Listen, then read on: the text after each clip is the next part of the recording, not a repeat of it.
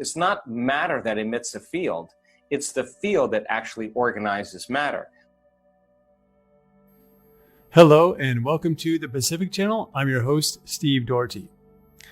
Want to know how to strengthen your immune system by 50% by doing this one thing for only 10 minutes several times a day? Or have you ever wondered where consciousness is and what it is really from a more scientific perspective? Dr. Joe Dispenza will answer these questions, but also, and not so apparent, this information will help you to believe in how your thoughts can create whatever you want. In other words, you will learn a little bit about the science of how thoughts become things. Thoughts can either generate or heal cancer, and thoughts can either generate or repel something that you want. But the confusing part is that it's not really thoughts alone that do this. It's the corresponding feeling that you have with the thought. In other words, you can say affirmations all day long out loud, but if you don't believe it, if you don't feel that those affirmations are true, then it won't matter. The point is that you must learn to feel elevated emotions first without an external conditional reason for it. And that's a little bit tricky for most of us to do, including for me. The universe isn't listening to the thoughts you think, it's listening to how you feel, to where you vibrate on the emotional scale. In this audio clip, a host asked Dr. Joe Dispenza several questions. This discussion is all about consciousness, your energy field, and how your energy field, if it is not healthy, will produce disease in your body. Scientists now can tell beforehand, for example, if you have an energy field that is likely to create disease. If you've ever wondered what it is meant by consciousness, this video will help you to understand it. And when you understand it, you then can leverage the power of that information to help yourself and manifest what you want. The host in this audio clip asked Dr. Joe Dispenza about consciousness. She asked, "Where is consciousness?" and says that we can't really pinpoint where it is. Dr. Joe will explain that consciousness is not a byproduct of the brain. Rather, consciousness is an energy field that is both outside the body and inside. He's going to say that consciousness is actually using the brain to create different levels of mind. He will explain that the mind is really the brain in action, but that consciousness uses or controls both the brain and the mind. Let's listen to Dr. Joe explain all of this now. I'm your host, Dr. Joe Dispenza. Let's begin. So I have a question about consciousness now, because you introduce the coherent field of the heart, and we talk about consciousness in the brain. I mean, where is consciousness? You know, we can't really pinpoint it anywhere. Where do we feel it? Where is our consciousness? Where do you think? Well, you know, there's so much great research. Consciousness is not a byproduct of the brain. Consciousness is actually using the brain to produce different levels of mind.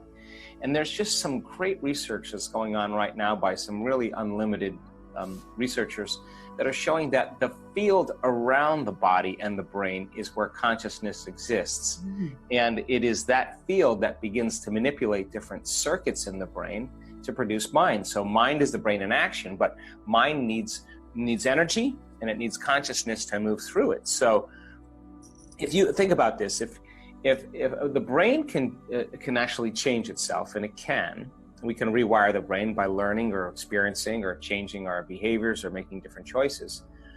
The fact that we can change the way we think, it means then we're not the brain. We're the operator of the brain, because who's doing the changing of the brain and the mind? The brain can't change the brain. It's just an organ. It's no different than the liver. The mind can't change the brain because the mind is the brain in action. So then who's doing the changing of the brain and the mind? And that's consciousness. That's that immaterial aspect of us. So then that consciousness has a field associated with it, because all energy or all frequency carries information. So then as we begin to tune into different energy and different frequency, we can change the level of mind that we're producing.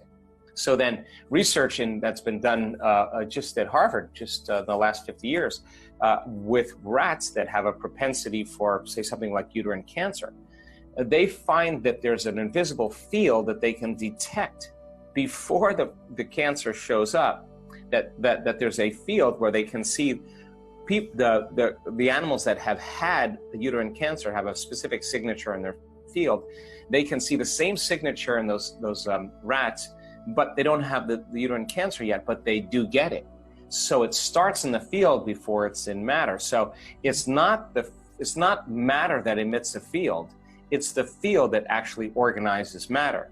Change the field, change the energy, you change matter. And that's the work that we're doing. Wow.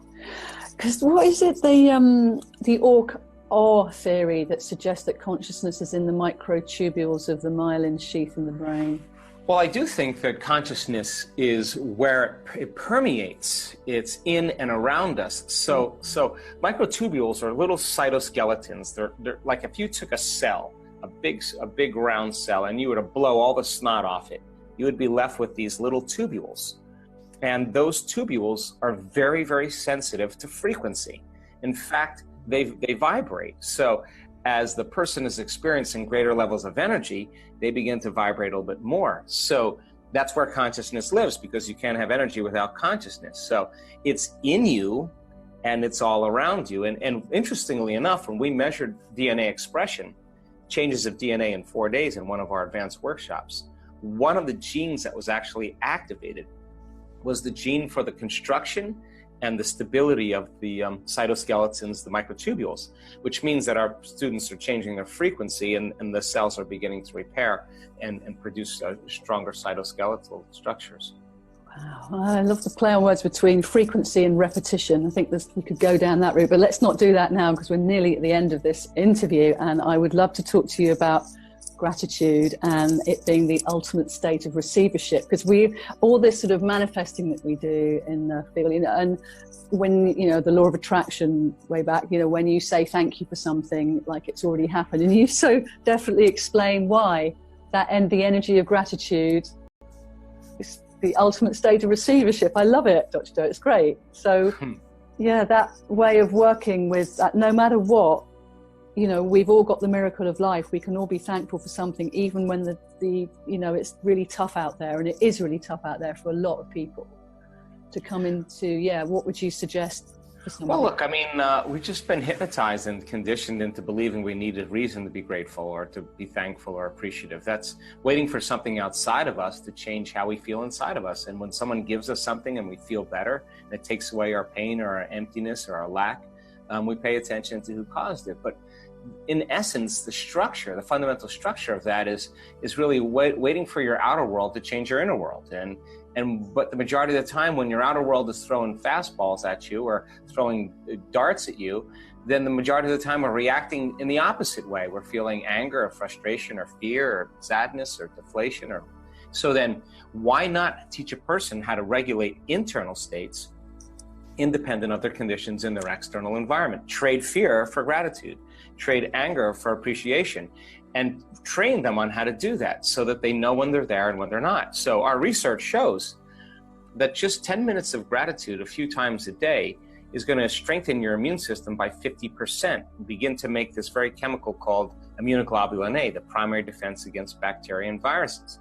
That system shuts down when you feel the stress hormones like anger, fear, and pain. So then trade that, and all of a sudden, if you're feeling thankful, you're now, without anything outside of you, your body as the unconscious mind doesn't know the difference between an experience that creates an emotion and an emotion you're creating by thought alone. The body's believing it's already receiving what you're intending, and you will only accept, believe, and surrender to thoughts that are equal to your emotional state. So you won't accept, believe, and surrender to any thoughts that not. You could say, I'm wealthy, I'm wealthy, I'm wealthy, I'm healthy, I'm healthy, I'm healthy. And if you're feeling fear or lack or pain, that thought's not making it to your body. Change the state of gratitude, and all of a sudden now the person will accept, believe, and surrender to the thoughts equal to that emotional state, and they begin to program their autonomic nervous system into a different destiny, and that's how people start to change. So all this positive thinking is not enough. Got to go deeper. Positive thinking, you can think positively all you want, but if you're feeling negatively, that thought's not going to make its way to the body. Change the emotional state, and all of a sudden the body will accept the thought. That's why affirmations don't work. Oh, Dr. Joe Dispenza here on Chi Time.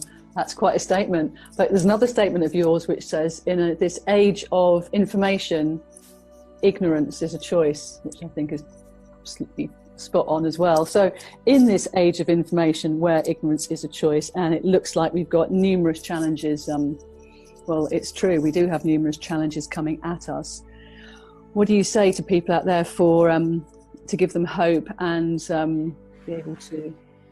Gosh, we chose to be here. I mean, this is a great time to be alive. Every paradigm, every system, whether it's the environment, the political model, the economic model, the religious model, the educational model, the medical model, everything is collapsing for a reason, because it cannot sustain itself in a new consciousness. And we have to face these times, not in fear, not in rage, not in resentment, not in prejudice, not in control, but we have to face these times with being the example of everything we want to see, how we want to see the world to change. So that means then, as you're working on changing yourself and I'm working on changing myself, and I think we start making a better world. And we should never, ever make it about a person. It's just when we do it, we give our power away to that person because we're giving them our attention. We should make it about principles.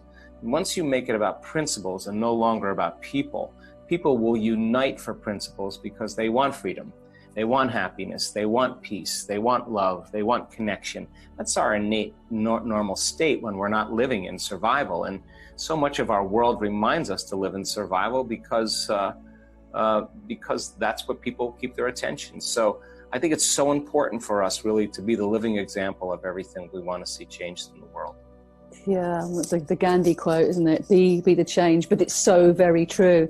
And as we shift our frequency and our energy so that ripples out, also there's an infectiousness to it. Wasn't it Darwin that said something about kind societies were the ones that were going to survive, because kindness is a natural human trait and it is infectious. When people are kind, it makes other people want to be kind.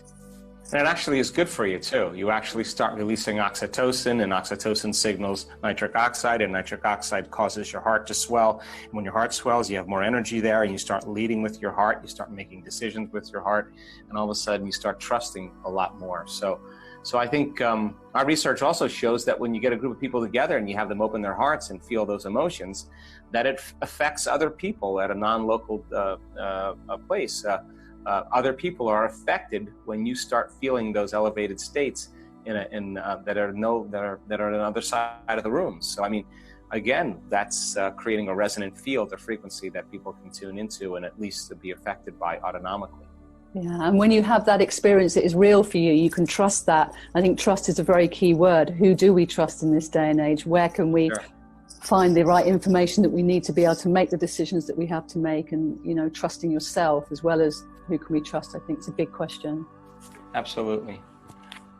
Yeah. So, Dr. Joe, you're a very busy man. I believe you're off. Where are you off to next? What are you up to? Wow. So I just got back from Santa Cruz, California. I have a day, and tomorrow I leave for Barcelona. We're doing an event for about 1,500 people in Barcelona. Then I go to Croatia to do an evening talk. And then from there I go to Rome, do a keynote presentation. And then we have another advanced progressive workshop in Rosenheim, Germany, 1,500 people. And then I'll go to Kiev, to the Ukraine, and do a talk in the Ukraine before I come back home for a few days. Is this all before Christmas? Oh yeah, no, then I'll come home and then I'll go again, and then I'll go to North Carolina, then I'll go to Austin, and then I'll go to Costa Rica for a couple of weeks and do a couple of retreats in Costa Rica. Then I'll be home for Christmas. Wow, you are so busy. How can people find out more about you and where they can catch up with you around the world? Well, probably the easiest place to catch up with me is just through my website. It's just drjoedispenza.com. A lot of information there. I just released a new book called Becoming Supernatural, How Common People Are Doing the Uncommon. And it's got a lot of the research that we've been doing and a lot of good stories to help people understand that it's possible for them.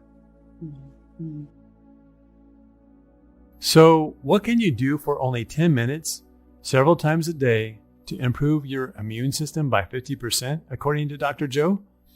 The answer is gratitude meditation.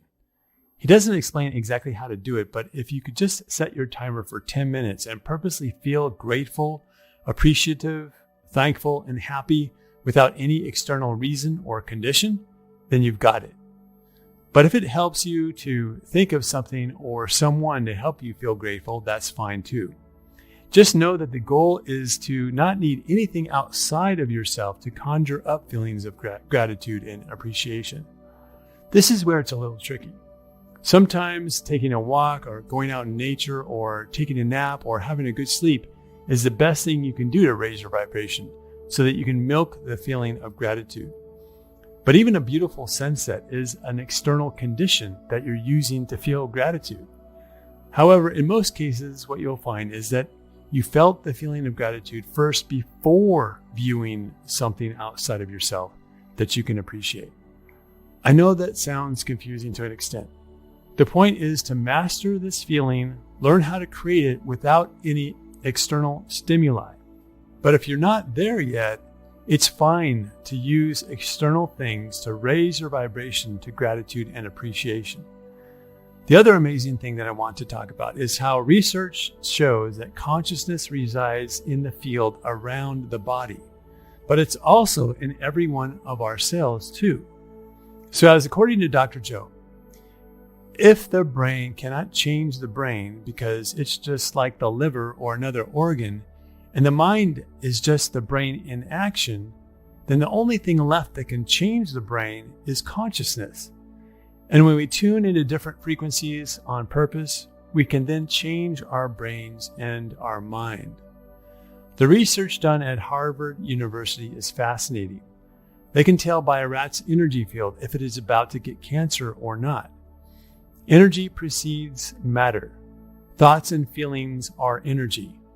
This is why what you purposely think and feel is so important to your health and your experience in life.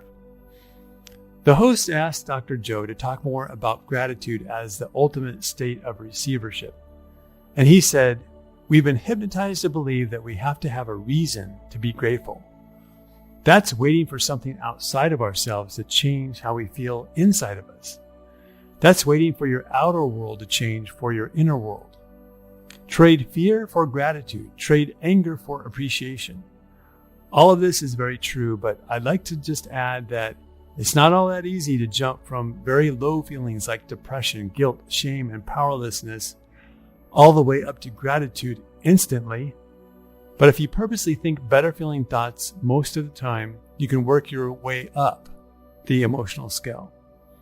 I thought it was interesting how Dr. Joe said that affirmations don't work. I think what he means is that affirmations don't work if your energy is not in alignment with it. To get affirmations to work, your vibration has to be in at least the vicinity.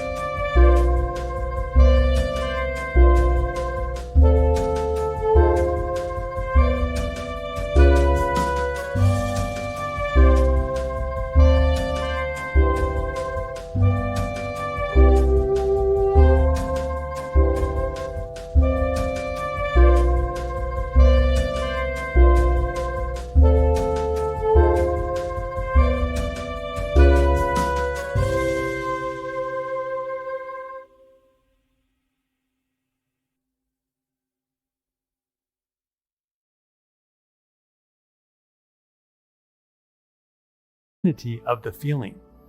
So if you are depressed and you start saying an affirmation like, I am so joyful and happy now, it won't work. You must work your way up the emotional scale through other feelings first. And finally, I really like how positive Dr. Joe is. For a lot of us, these can feel or seem like the worst of times in our world if we don't understand that to rebuild something new, you must destroy the old.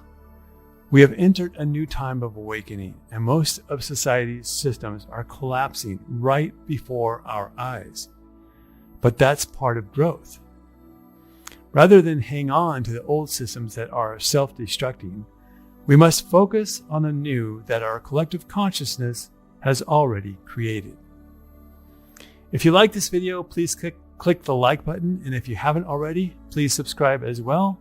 Our channel's goal is to make it to at least 100,000 subscribers so that we can improve the content and offer you more things. Please share this video with 5 of your friends and comment below. Also, we are now offering group healing sessions. Right now, it's very inexpensive and we don't know how long we can keep the sale going. But if you sign up now, you'll be grandfathered in and your price will never change if you don't cancel. Please check the date and time in the description below, along with how to register for it. And now I'd like to give a shout out to Daylene, who attends our group coaching sessions. I believe or know that anything can be healed and that it's not that easy to think and feel positive when you have a serious diagnosis. But that's the work. The work is to embrace who you really are and your ability to improve your health through thought and feeling. So never give up. We're all in this together. That's the end of this video. If you have any questions, please ask them below and I'll do my best to answer them. Sorry if it takes me a few days now. Also, please feel free to leave a comment about what you think about this video. Thanks for watching and I'll see you in the next one.